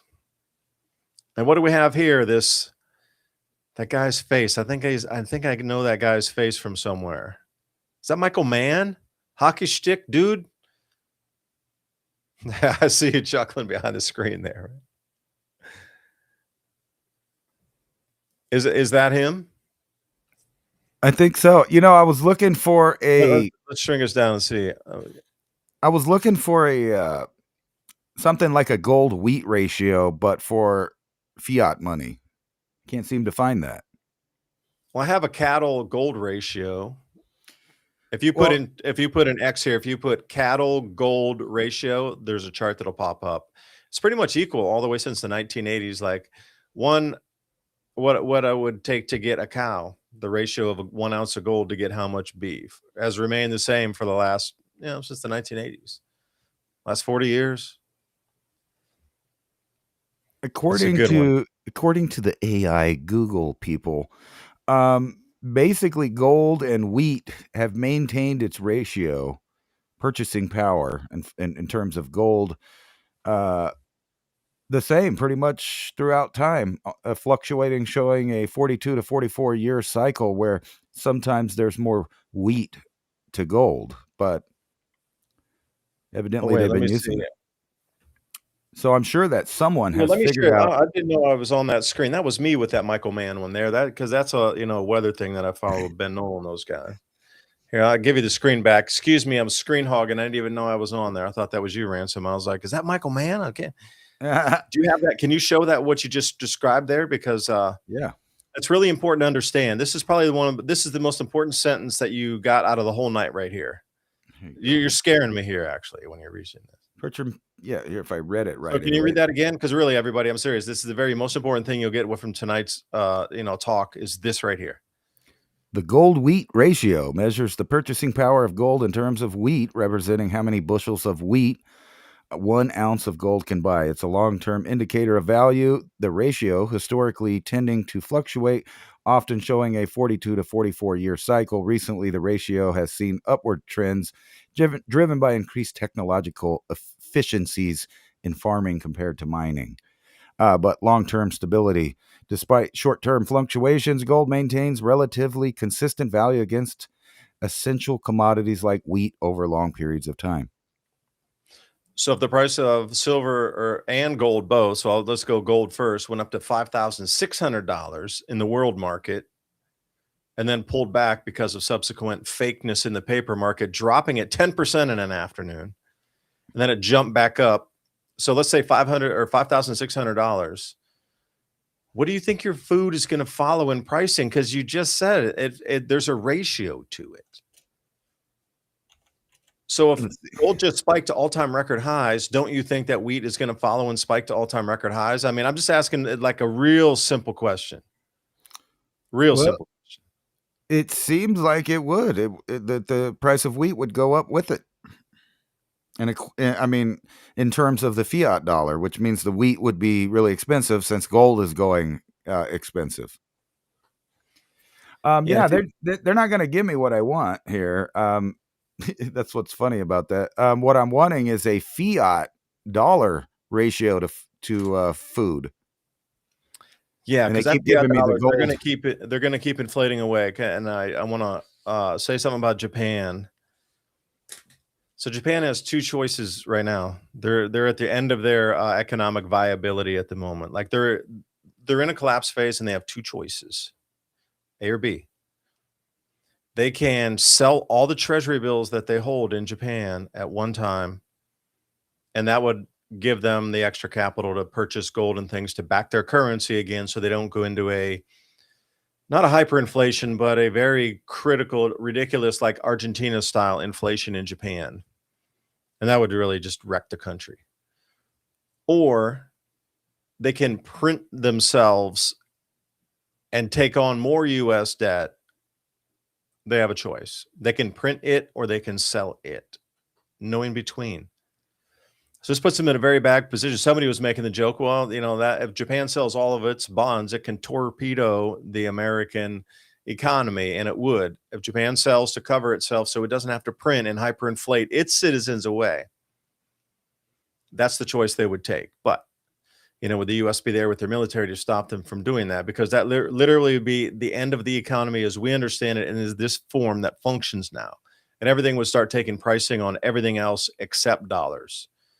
Right. Gold would be priced against the wheat. Gold would be priced against cattle, silver against something. There wouldn't, like, the dollars wouldn't exist anymore. Like, how many times do you see Zimbabwe dollars tied to something else in an exchange rate? Right. You don't. They're just not used. They're hyperinflated away. So what's the value of the Zimbabwe dollars out on the international market against something? It's not even priced in that except in Zimbabwe, which is a fictitious rate anyway. Like, just countries' peripheries say, no, I don't want that stuff. Like their neighbors, hell no. Maybe on the border, you guys agree yourself, but keep us central banks out of it. No way. That's scary. It's risky. No way. That, other things are priced together outside that Zimbabwe dollar. This is what's going to happen here if it keeps going the direction. So Japan is in it. China's in it. They almost had a coup the other day. Like, you see, it's everywhere. There's something happening. Korea suspended all precious metal sales. All of it, no more. If you didn't get in Korea in time, you got a zero chance now, because even the 1 ounce bars, anything in the banks, anything, even online, it's all gone. Nothing more. Not even a single gram for sale in Korea. And then China has this happen. Coincidental, I might ask. I don't know. I've been kind of following this a little bit. It seems like maybe a new order is happening in China right now. They just haven't figured out which way it's going to go. But allegedly, it ain't just the ones that are getting, I guess, televised via us, but in the articles that are getting purged. I think that is the right word. But lots of people, troops, businesses, different things, if they're associated with the wrong people at the wrong time, just gone. Which I think opens up an opportunity for China and South Korea, if it doesn't go completely communist soon, that they can, maybe China can back out of their empire building if they get demoted, because there's a lot of problems happening in China that are all catching up at the same time. Actually, China and the United States are similar in a couple of ways, as far as having long-term problems finally catching up to them and then having to deal with it. Now, they're not dealing with immigration or any of those kind of things. However, they did mess up their numbers of where they were going to be at this time. They thought they were going to be a lot stronger as far as people, money, empire. It's turning out not to be that, which, unfortunately also makes them kind of like a caged animal in the fact that we have no idea what's going to happen next in China. And that's going to, put shockwaves out anywhere, one way or the other. And I'm thinking Japan, because of where it's located and the position it's in historically and economically, is going to have to break rank and make some deals with its neighbors, which is China. I mean, business deals. So for mutually assured thing, and that's a good thing if that would happen. It's just whether or not the other sectors on Earth are going to let that roll out that way, which I don't think they will. No, and you got to think about it wasn't just one general. Like they had people under you. One dude can't take over a government, right? Like look at that. Now you know more about the military aspect, so maybe Ransom, if I could pick your brain for a second. Like if you were going to have a coup, and it could be just any size of okay, let's just on a base because you know more about that. Like how many people would have to be involved in the entire coup to take over just one base? Think about Just that, like percentage wise of people. So it says has purged its highest ranked military general. Okay, that's one dude. It took, no pun intended, an army of other people in agreement to make a coup happen. Right? What happened to all the rest of those people? Where are they? What? hanging out with the Uyghurs, I guess. I don't know. The Uyghurs. Yeah, The Uyghurs. Yeah, I'm sorry, mispronunciation. no, yeah. It depends on how you see that U sound with the two dots over it. Both okay. Temporarily, like say you're talking about a base, you would only need 5 people, probably the base commander and his closest subordinates. So if you didn't have his closest subordinates, they're going to snitch. They're going to go around. It's going to fizzle out because nobody's going to, go along with the losing side if they see it that way. I think that's what's happening over here. This guy kind of built a following. People that are friends with him and the people that were around him talking about stuff or planning stuff, they might be getting erased, or the whole thing might be coming down like a big house of cards because no one will know who to trust.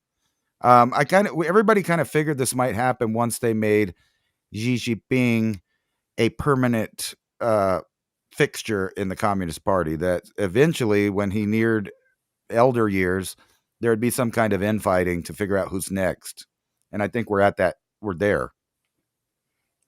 Yeah, that's so true. Wolai. Okay, so my understanding of China, when Xi Jinping came into power, there was another competing person, Bolai, I think was his name, out of Chongqing.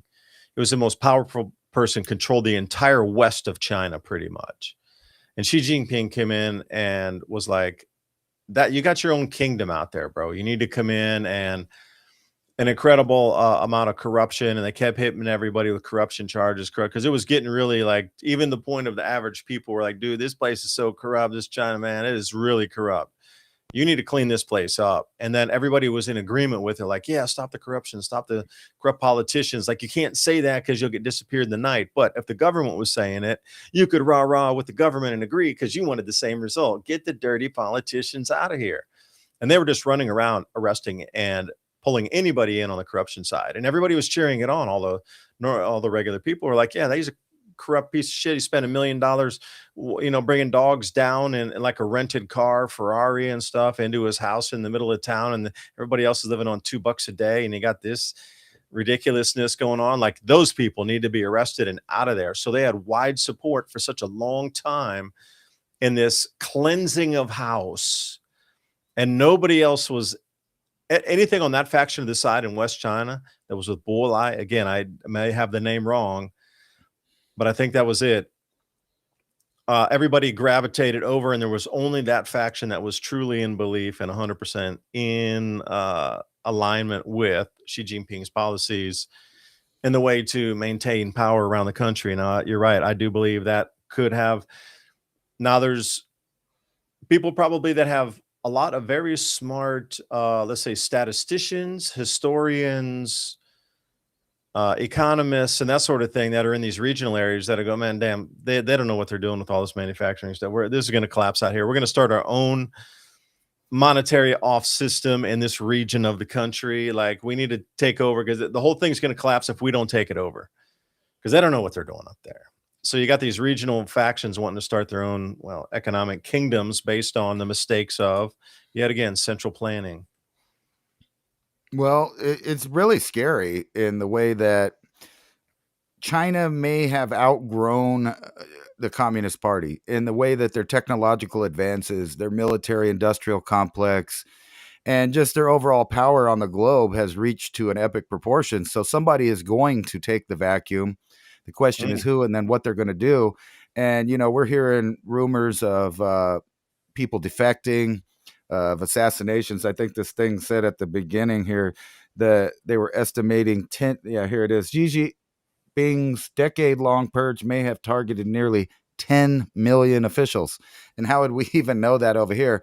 And what does that mean? But um, there's no telling how this is going to, come out on the other end, because like I said, the country itself, the industrial complex that it's become is a massive power, and it's going to go into somebody's hands. And that the West has tentacles in there the same way that China has tentacles over here. And we know that there's lots of plans going down about who's going to seize the world's resources. Really, really, there's an emphasis on that, and you can see it with the spread of not only the Russian Empire but the Chinese and the Americans, where we're grabbing up land and grabbing up treaties because all of them. Maybe it's just cabin fever, like I said before. They're just gone insane because we have everything that we can have technologically, and there's just no place to go other than off the world or to get rid of the other people on the world. And it seems like all the groups agree that that's going to be a portion of the answer to the problem, is just get rid of people.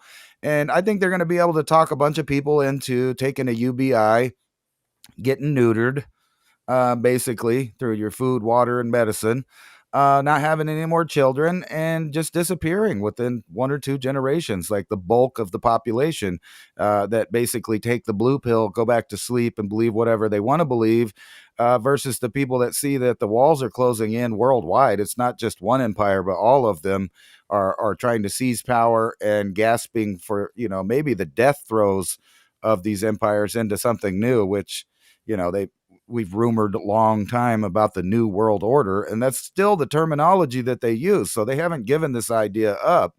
It just is a question of who's going to be running it and how.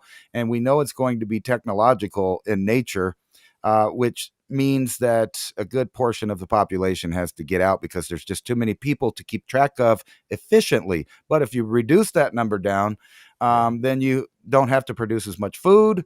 You don't have to produce as much power to control the people left. And, maybe it'll turn out to be a technological utopia for those who exist in the future, or a Well, technotronic nightmare of slavery and servitude. well, you won't have that liability of all those older people that you need to pay on Social Security that are raking in, not $1,600 a month, but like 12,000 a month. Right. And So what I was that thinking too, liability too. with all of this stuff, they're already convincing people to help with their 401ks and stuff like that, to help them with assisted moving on to the next adventure there. So that's Yeah, that's becoming really, crazy. really popular. And then some of these people, instead of giving their money to their offspring, they're donating it to more organizations that push more euthanasia. And now you can use your UBI to pay for that. Now, just to show you how absurd this is, where we're going now. See, I don't know how all this is going to happen if we don't have any money. All right, so Right. Japan has to choose between sacrificing its economy, where its exchange rate now at 160 is going to go to like 300 in a matter of weeks after that, or they sell all those treasury bonds that they're holding of ours, of the longer term debt, like 30-year, 20-year, and they sell it all out onto the market to use then that money to buy assets like gold and silver to prevent their own currency from collapsing inside. So they have an A or B choice. But while this is all going on, all the manipulation on the pricing, look at the gold pricing across the world. Like, we in America here are at least $300 lower than the rest of the world for our gold. And they even slammed it down during the afternoon, 300 or 10%. It went up to 5,600. And then some magic paper came out and knocked the price down to nearly 5,000, or not $5,050 in a matter of just 10 minutes. Gold dropped 10% in price. That is historical. It has never happened in the history of mankind ever, even going back way past the Romans, way back Phoenicians, man, Hittites, way back to the Sumerians. Never happened before, and has happened now. So here's your arbitrage prices. Now these are probably a little bit old here, and that let me see. I would like to make that big screen. Yeah, thank you. So in Hong Kong, if you buy an ounce of gold, the price was 5,527. And here in America, it's 5,202. And look at Mumbai, it's 5,590. In London, it's 5,508. But here in New York, it's 5,202. Like, who is playing games with and crashing the price down that far from the global price down in our own local markets to smash it down just for us?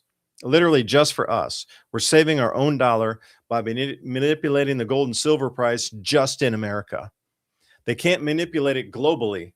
They can manipulate the price in America only. Like, that is broken now. Before, the one price was a global price, but this is fractured as of this week. Again, first time that this has happened in the modern finance age, where we are now fractured on global pricing.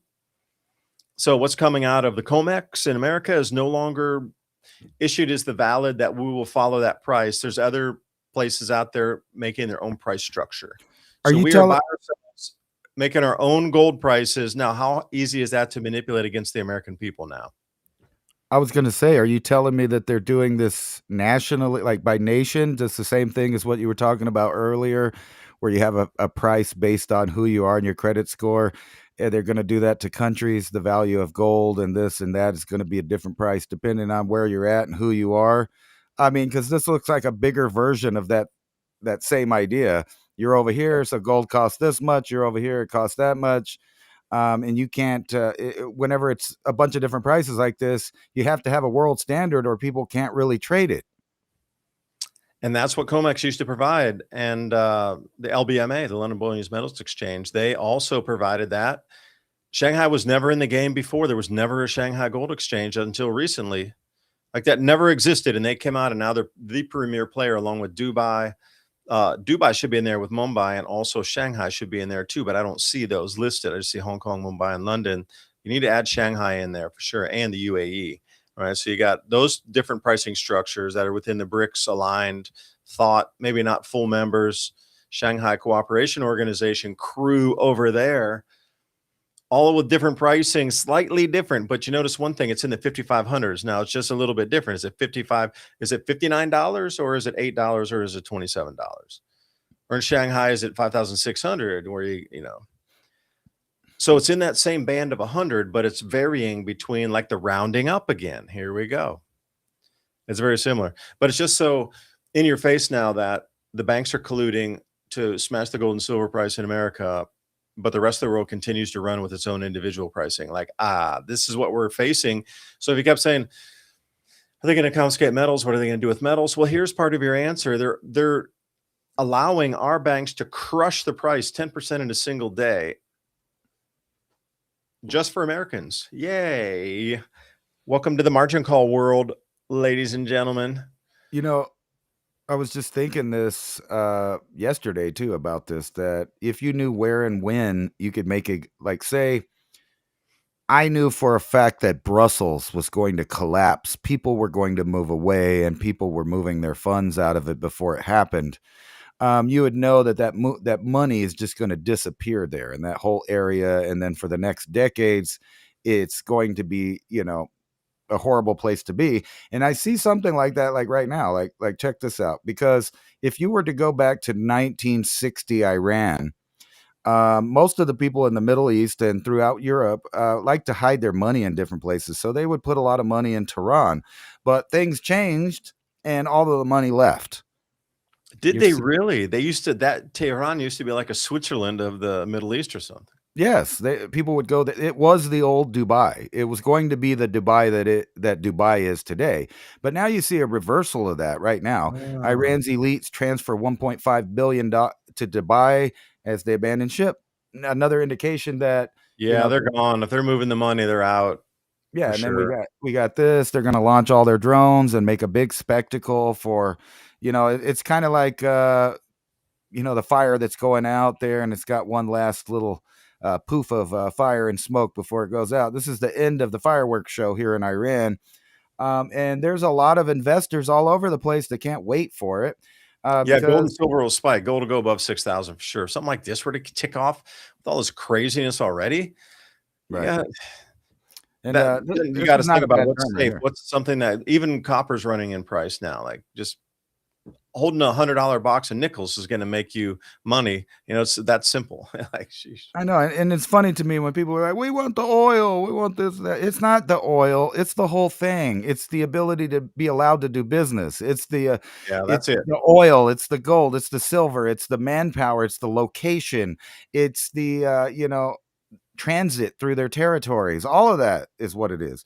But And wait, what do you need first, though, Ransom? What do you need first? You need those people that you just invaded to believe that their lives are going to get better with you in charge so they don't sabotage all your pipelines and your roads and your railways. That's the key thing. They need to change hearts and minds. Hearts and minds go first, then the other infrastructure goes second. But first, you need to convince the people unequivocally this is going to be the best thing since sliced bread when we're here. it makes you wonder if maybe that's why they shipped half of their military away to Europe. Yeah.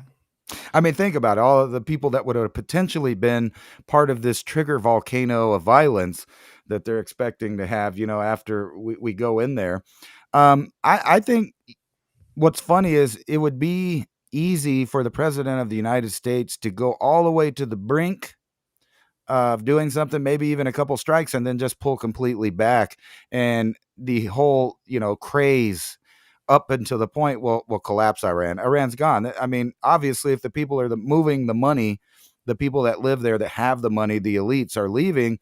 That's not unlike looking at the U.S. and knowing the billionaires are buying bunkers in New Zealand. Yeah, and also the popular support is gone. Like you can't force that back even at the barrel of a gun. Like people believe your system or they don't. And that's the whole thing. The belief system in Iran is eroded and it's gone. Like the belief system in money itself is eroding and being gone right now in so many places in the world. It's just taken a minute to catch up here into the US. But the belief system of actually the entire system itself that gave you electricity, they can't even turn on the electricity. Power outages in America for more than a week after a storm. Like, really? The whole belief that we can even be taken care of anymore in the old systems, that belief of that system is gone and there's nothing to believe in any longer. That's what I'm saying. The entire planet is experiencing this. So what is there to believe in next? Alien invasion? Oh, the gods are coming back or whatever. I don't know. That's the only possible thing that can get this whole belief system back on track again. Well, It's the belief. Here's the aliens right here. I mean, we've been talking long about engineered people. And by the way, that guy that made the engineered people in China just got released out of prison the other day. He created 2 new species of human, 2 girls. He added DNA to them. They allegedly disappeared into the population. He got jailed, but now he's out. So the whole world's forgot about that now. Did he But you keep the have, patents on them? well, I'm sure China, the party owns it. Sure. Oh, see, I Um, forgot. China, there's no patent protection over there. Come on. You have, IVF companies. That's the biggest joke in history. The largest scientific discovery ever in the history of humanity was discovered and patented in China, where you can't patent anything because the technology is always stolen on the patents. That's just like so apropos for the moment Right. of life here, isn't it? Well, they've never cared. I think it was, I don't quote me on the year, but I think it was around 2009 that they created the first part rabbit, part human embryo and got it going where it was going to create something. Supposedly they terminated that, but this is old news. And when you look at this, universal basic income idea and the whole digital system of track and trace and biometrics, you see that it's going to be a lot less people in this world. And I was bringing that up before. You have to get rid of a lot of people in order to implement this new system that they're going to have. And part of that is by deciding who gets born. You've heard of the Echo Life factories where they can create the babies. In China, they have robots that they intended to use robots where the elderly can now have a child and that takes care of it. So we're going into the brave new world that was once quoted about the weird future we might have, which is now actually that title is considered bad and hate speech and other things already around the world because they don't want you talking about these ideas. We're going to allow the public to pick and choose kind of sort of all of their eggs in one basket, so to speak, with not only their health care, their money, their freedom, and their genetics. And this is where we cross over into that new world. Is it going to be an alien, or is it just going to be a new species of people that are created by the corporations and the digital transhuman system? And that's what we're looking at here. So it is, in no other Right, Wesley, words, but eugenics. could we describe the optimized baby, and then maybe people can get a visual out of that? Right there, the Well, words it was saying, just above the image there, describe the baby. oh yeah, right here. Optimize a baby who's smarter, taller, and healthier than Right, embryonic siblings. Okay, so right. And describe that kind now, of baby to me, that patented baby. Describe it. What is it? well, I don't know exactly what this baby's going to be like, but I know who's going to be All getting the thunder, jobs. grin. Well, think about this. This goes into why they're going out of their way to catalog metadata in the area of purchasing and medical stuff, because they have now discovered, and I forgot to bring that article up, but they have now discovered that longevity and lifespan is almost 70% genetic. So, in other words, all of these ideas about nutrients and life expansion through exercise and healthy choices, that's a smaller part of it than we thought. And they know how to manipulate this now. So you're going to have a caste system of the upper class that are allowed to go in only certain areas, because they're rich and they have the right idea and the right ID, excuse me, and biometrics. And then there's going to be another class of all designed people. Now, they're giving you this wonderful utopic idea, something like the movie Gattaca, where you can just decide that your kid's not going to have any diseases or chances of this or that. You could decide what color their hair and their eyes are, taller, more muscular, smarter, all of that stuff. But I bet they won't actually let people do that unless you're above a certain level on the biometric system to be able to pick these options like smarter, faster, and things like that. But instead, you'll have a shorter lifespan, easier to for the worker. You'll make great factory worker. They'll be telling 9-year-olds that, all right, you're a factory worker. Yeah, You're already. describe slave class. Just describe a optimized slave. Well, that's what it is. If you don't have money to pay for the eugenics, then you're going to be put in a different class, and your biometrics and your digital ID and your social credit score is all going to be tied up with who you are at the cellular level. Do you have, and then this opens up the whole world of products for prostheses and peripherals, implants, and all this other stuff that they also are trying to promote the idea of, which allows them to wirelessly control a child from cradle to grave and decide what he's going to do his whole life. Everything from his job to how long he's going to live, or she, whatever. I don't want to, misgender the future. But this is where it's going. And that all continuity of government programs that are in any of the bigger empires like China, Russia, maybe even the EU, like the Netherlands, who knows which countries are participating, that they are all investing in this because we know it, because they've been doing it with the food for the last 20 years. So now we're moving on to the animal phase of controlling civilization through the genes up, using AI as kind of a mother hen to keep track of everything. And that's literally where it's going. But Oh, the wait a second, problem with Ransom. that, It sounds so like the stories of the Anunnaki creating the gold mining race of humans 400,000 years ago. It's like we've come through absolutely. that and outlived our usefulness because we're getting too smart again. So the very opposite of that would have been stupid or shorter or continually sick. Put that on universal basic income. The money flows right back into whatever companies, and then that money flows right back into the money printing house again. Right. And I'm seeing it all as a scam. Like, 400,000 year like what? cycle. That's what we're in. We're in a Right. 400,000 year cycle. It's like a suicide program. I mean, not to use that word, but basically they're offering all of these alternatives for you to be euthanized, like this. Here, how about you just put your brain in a supercomputer? It's fine. Well, because they know the truth is once the boomers are gone and the Generation X is gone, that the millennials and the generations younger than that will accept and beg for the control system of new gadgets and what they see as an easy life, but really it's going to be a horrible life. I mean, that is Cronenberg's. That's what we're turning into. But the terraformed planet goes right along with that. Have you noticed that that makes perfect sense?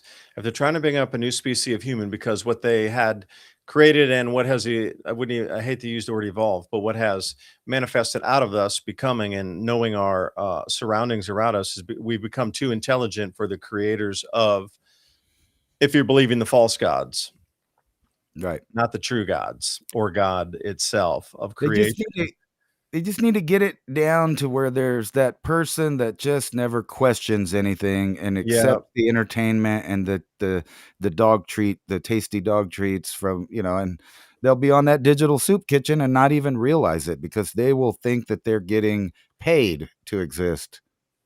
But wait, we're in a different magnetic field. So, you start to look at this thing and, a 400,000 year cycle would make sense. They got to reset humanity, literally reset it into a new human species because whatever magnetic field we're going into, the old one created into this magnetic field is not going to be functional or way too smart. It's going to get the spark of God back because of a new frequency that they was removed genetically, creating the worker class to mine gold for them Right. 400,000 years ago. Well, they're almost Come past that, we need a new speciation because the old one got too smart. Well, just think about all of the civilized world basically today, and you'll see infertility dumbing down, less birth rate, all of these things all going to a singularity. And as far as I know, Africa is probably the only continent that hasn't been saturated by these programs yet. Soon come, man. Soon come. But anyway, thank you for joining us tonight. Please remember to sign up for the show notes. Civilizationcycle.com. Just drop your email in there. We'll give you 10 bullet points of some of the ideas. You can scan that QR code right on your screen there as well. Try to keep it simple, just 10 bullet points so you can remember. You can do some of your own research. You can start conversations with others. A lot of interesting things we talked about tonight, especially that most interesting of the gold to wheat ratio. And I was going to bring up the gold to cattle ratio as well. So those things, if the price of gold is going up and they believe 10,000 is the next stop for gold, if they're tied together through history, what do you think is going to happen with the beef and the wheat price? Up and up. That's very important to understand in the civilization cycle. Do thank you tonight, and also buymeacoffee.com. Please drop your comments over there. Get us a double espresso so we can work through the night. We'll bring you more information like this next week for sure. There's going to be so much happening in the next 7 days. You can almost intuitively feel it. I'm excited for next week's show already. Bye for now.